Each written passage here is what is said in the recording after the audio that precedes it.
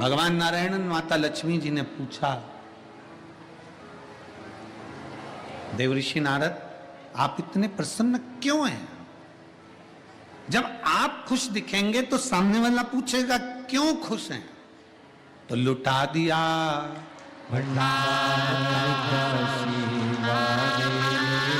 कर दिया माला,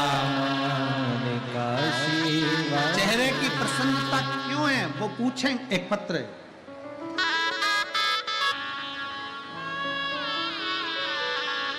क्या दिया कैसे दिया मेरे बाबा ने हमको नहीं मालूम, पर यह पक्का है कि 7 दिन की शिव महापुराण की कथा जो बाबा विश्वनाथ की धरा पर मां गंगा के तट पर जैसा आप प्रसन्नता देकर जाओगे वैसी प्रसन्नता मेरा बाबा तुम्हारे घर पर जाकर तुम्हें प्रदान कर दे।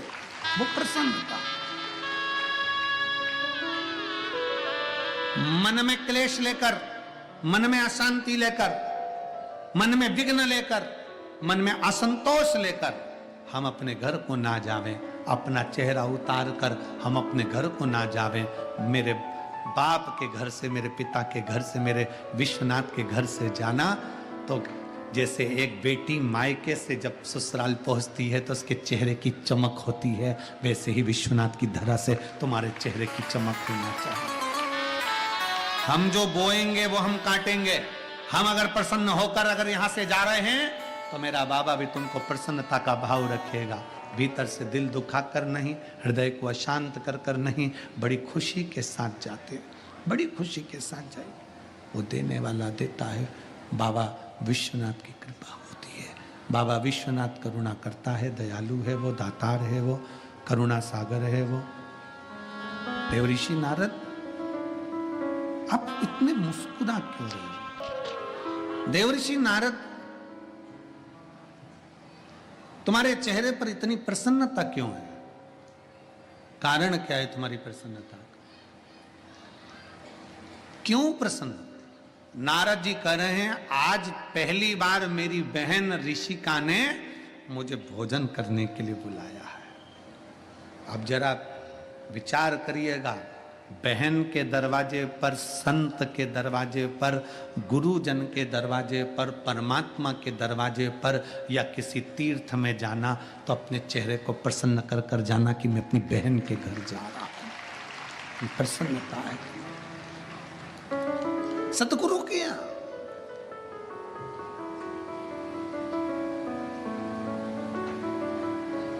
$390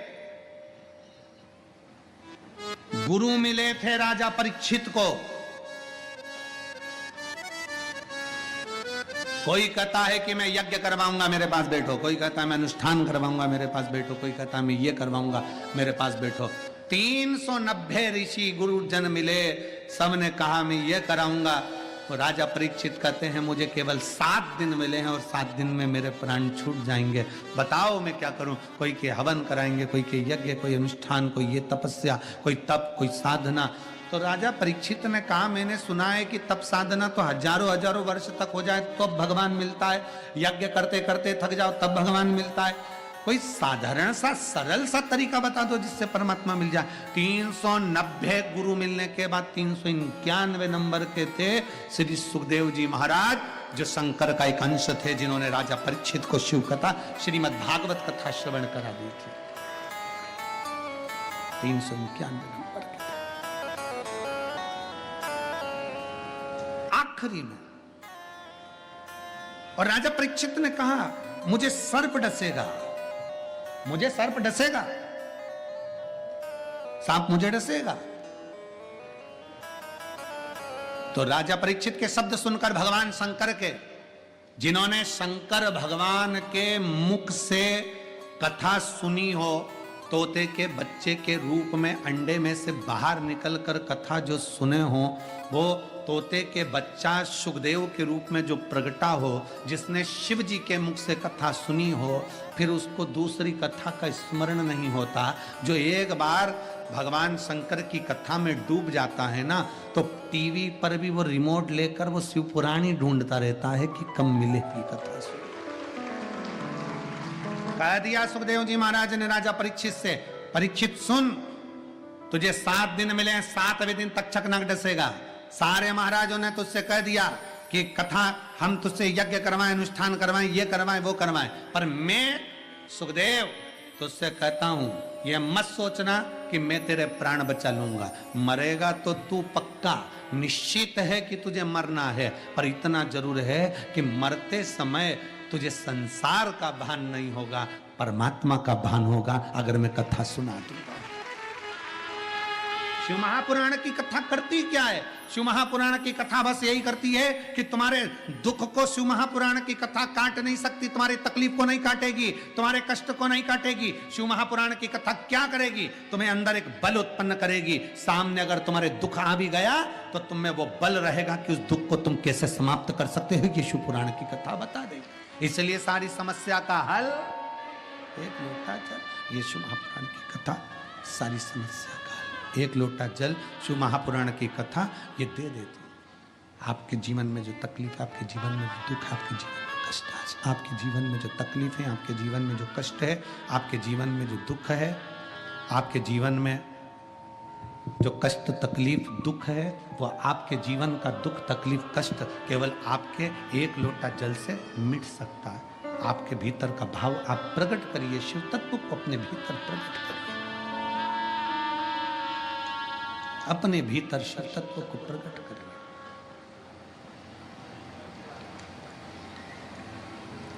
तुम इतने प्रसन्न क्यों जा रहे हो? तुम इतने प्रसन्न क्यों? मैं अपनी बहन के घर जा रहा हूं।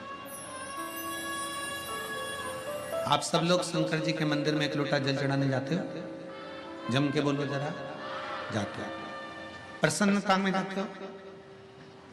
घर से लड़कर नहीं, झगड़कर नहीं, क्लेश कर कर नहीं। अगर घर में लड़ाई भी हो गई ना, झगड़ा हो गया, तो थोड़ा रुक जाओ, अब थोड़ी देर से जाऊंगी, पर मुख उतार कर झगड़ा करके लोटा लेके भाग के शंकर के मंदिर नहीं जाऊंगी। चाय रख दी चूल्हा पे, इतनी देर में चाय तपेगी जब तक मैं लोटा घर जल चढ़ा के आती हूं। शंकर भगवान टेंशन में हो गए, चाय देखूं कि तुझे देखूं।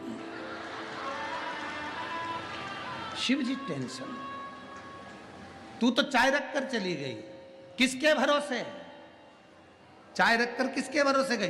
अरे भाई, शिव महापुराण की कथा कहती है जितनी देर हम भगवान के मंदिर में रहते हैं, जितनी देर हम परमात्मा की शरणागति में रहते हैं, उतनी देर परमात्मा को तुम्हारे घर की चौकीदारी करना पड़ती है।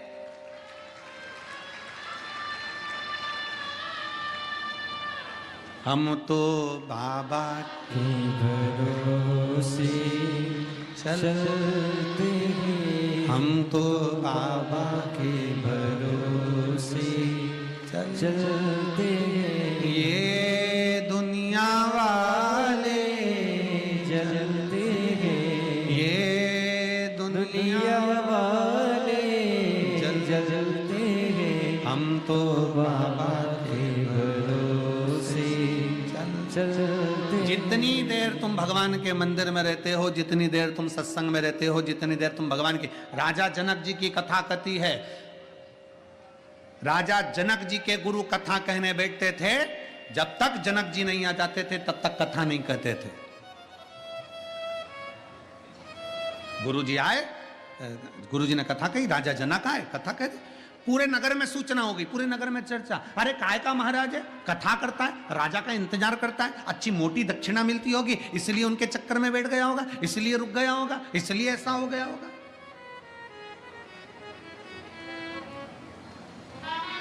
राजा जनक की नगरी में गुरु ने लीला रच दी, आग लगी, आग लगी, सूचना देने वाला आ गया, महाराज पूरे नगर में आग लग गई, जितने कथा सुनने वाले थे सब बच गए, एक अकेले राजा जनक बैठे रहे, अकेले राजा जनक कथा सुनते रहे। कथा पूरी हो गई,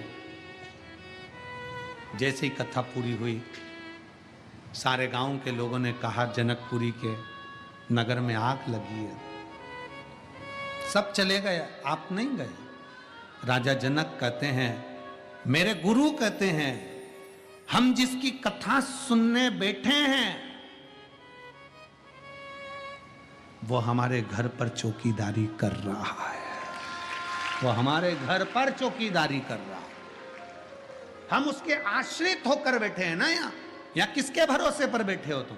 सीहोर वाले महाराज के भरोसे पर नहीं, यहां विश्वनाथ के भरोसे पर बैठे हो।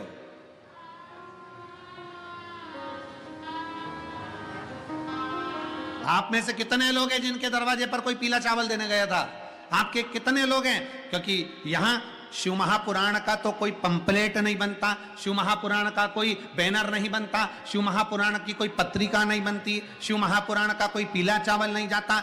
शिव महापुराण की कथा तो केवल व्यासपीठ से कह देती है, अगली कथा यहां है। और शंकर भगवान जिसके दिल में बैठा होता है और जिसका हाथ मेरे महादेव को पकड़ना होता है, उसको महादेव खींच के पंडाल तक ले आता है। जिसका हाथ महादेव को पकड़ना होता है कि मुझे इसकी झोली भरना है, 3 महीने में इसको देना है, उसी को कथा के पंडाल में बुलाता है। नहीं तो काशी में तो ढेर लोग रहते होंगे, नगर में आसपास में कितने लोग रहते होंगे, और पूरी दुनिया में अभी सिरपुर में कथा होगी, कथा में वही आएगा जिसका हाथ महादेव ने पकड़ा होगा। नहीं तो सिरपुर में भी ढेर रहते हैं, धुलिया में भी ढेर रहते हैं, पर उसी को बुलाता है बाबा कि जिसको 3 महीने में देना है। क्योंकि बाबा को भी तो पूरा लेखा जोखा रखना पड़ता है ना, कि भाई ज्यादा लोग आ जाएंगे तो इतों को देना पड़ेगा, इसलिए इनको रोक दो। अभी कल की बात है महाराज जी, यहां से आ जाए ना लुटा देगा वो, कम ना देता वो कुबेरेश्वर उसको कुबेर भंडारी कहते हैं, भंडारी। वो कुबेरेश्वर महादेव है, कुबेर भंडारी। इसलिए कुबेरेश्वर बाबा की धरा पर जो आता है, कंकर शंकर पूजन कर कर जाता है, बाबा उसको भंडार भरकर पहुंचा ही देता है। उसको कुबेरेश्वर कहते हैं, सहज नहीं। प्रसन्नता में जाओ शंकर के, भगवान नारायण करे तुम, मैं मेरी बहन के घर जा रहा हूं, देवऋषि नारद करें बहन के घर, इतनी प्रसन्नता अपनी बहन के। बहुत प्रसन्न होइए जब किसी गुरु से मिलने के लिए जाओ, बहुत प्रसन्न होइए जब आप किसी संत से, किसी गुरु से, किसी साधु से, किसी तपस्वी से मिलने के लिए जाओ, बड़े प्रसन्न। और ध्यान देना, अगर प्रयागराज में कुंभ के मेले में अगर शिव पुराण की कथा हो तो जितनी अड़ोसन पड़ोसन धड़ोसन है उनको भी कह देना कि प्रसन्न होकर चलना, तो प्रसन्न होकर लौट कर आए। प्रसन्नता, ये आपके भीतर की प्रसन्नता। नारद जी कहने में मेरी बहन से मिलने के लिए जा रहा हूं, गए देवऋषि नारद। भगवान नारायण ने लक्ष्मी जी से कहा, लक्ष्मी आज नारद जी अपनी बहन से मिलने के लिए जा रहे हैं, तुम कुछ दोगी नहीं? शिव महापुराण की कथा कहती है, बहन के घर में जब मायरा भरना होता है, बहन के घर में जब कुछ देना होता है, अगर आप प्रसन्न होकर जाते हो तो नारायण लक्ष्मी पहले तुम्हारे घर में इतना भर देते हैं कि तुम अपनी बहन के घर लुटा सको, इतना दे देते हैं। जाओ, नारद जी को हाथ में कुछ दिया, जाओ, लक्ष्मी जी ने कहा ये तुम्हारी बहन ऋषिका को देना। ऋषिका के यहां पहुंच गए, बहन ने भोजन की तैयारी कर दी, देवऋषि नारद भोजन पाने के लिए बैठ गए। देवऋषि नारद जैसे भोजन करने के लिए बैठे, नारद जी का नियम था, संत साधु गुरु तपस्वी साधक उपासक अकेला नहीं खाता, उसका साथ जो होता है उसको खिलाता है। अब देवऋषि नारद ने क्या करा,